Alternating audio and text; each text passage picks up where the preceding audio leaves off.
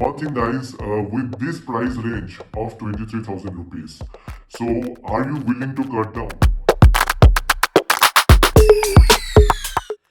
Hey guys, welcome to my channel Lifestyle Tech. So in my last video you might have seen my unboxing experience and my first impression for this phone Oppo F17 Pro. Now this phone has been with me from past 4 to 5 days now, and I thought of bringing up to you the full usage and the review of this phone and how this phone has performed in the real life scenario. I would just give you a brief about it. So let's start the video.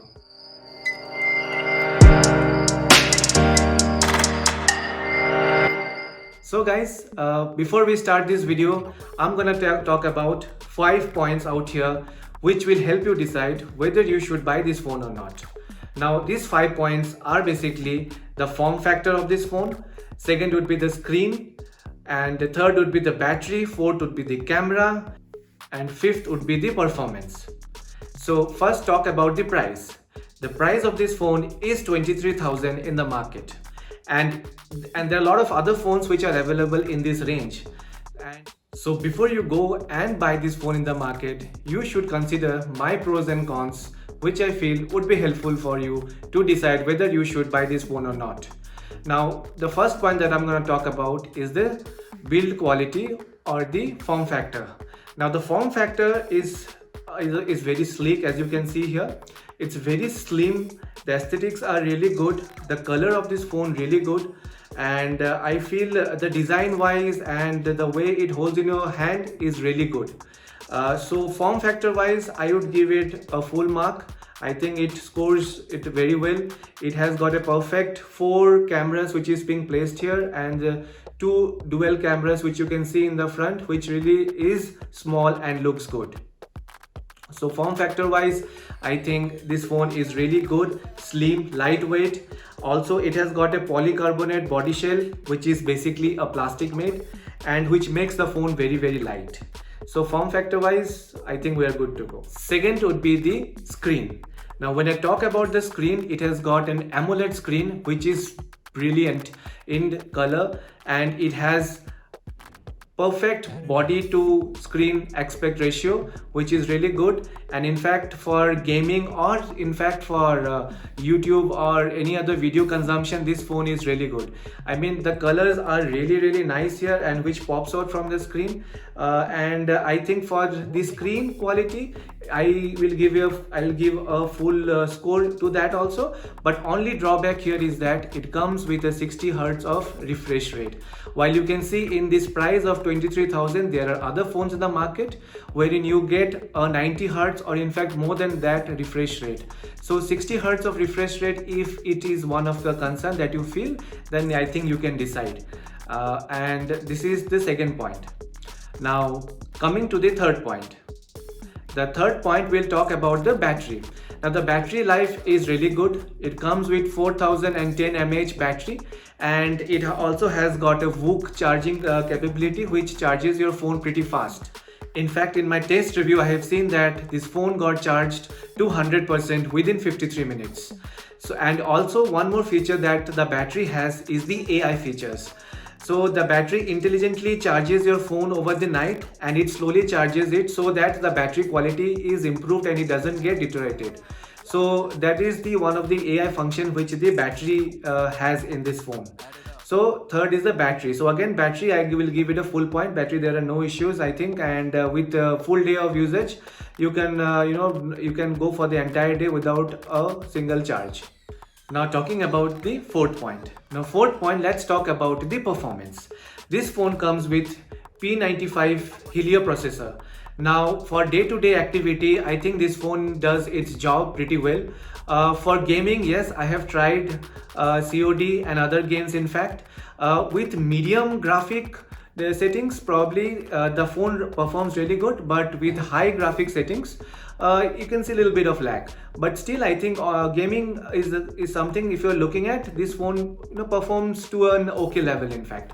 And if you talk about the Antutu score, I think it is not that satisfactory, because when a phone comes with a range of 23,000 rupees, I think the Antutu score or the performance should have been much better, wherein a phone which priced around 15,000 or 16,000 will perform much better, has performed much better in fact on the Antutu score.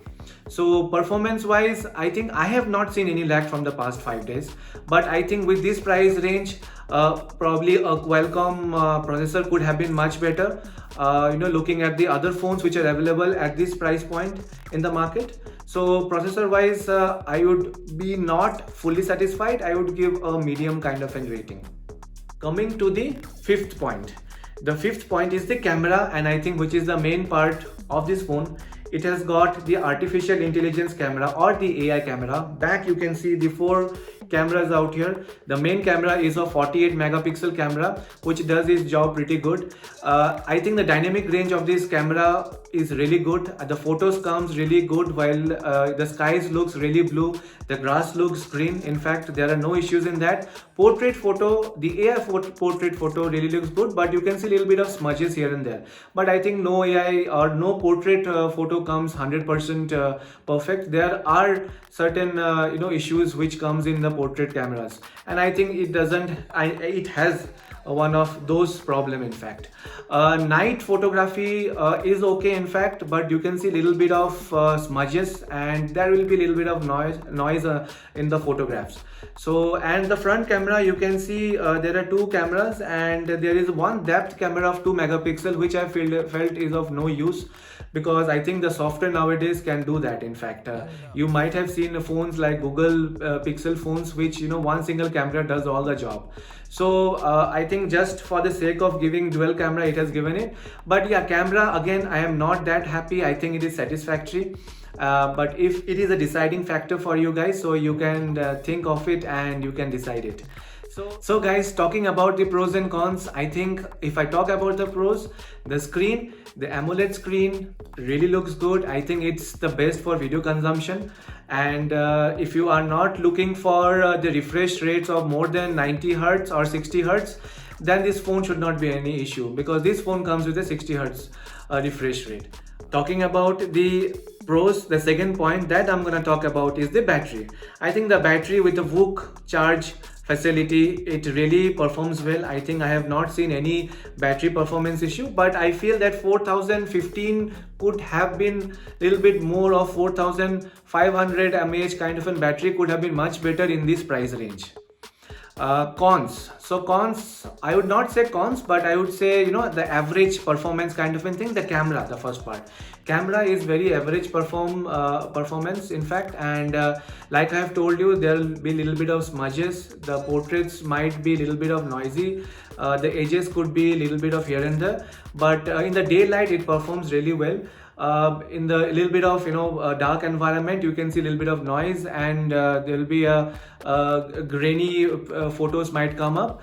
So camera wise, I think it will be okay, or it will be an average kind of a performance. And cons again, the performance. If I talk about the processor, I think processor could have been much better. With this price range, the processor in other phones are much better.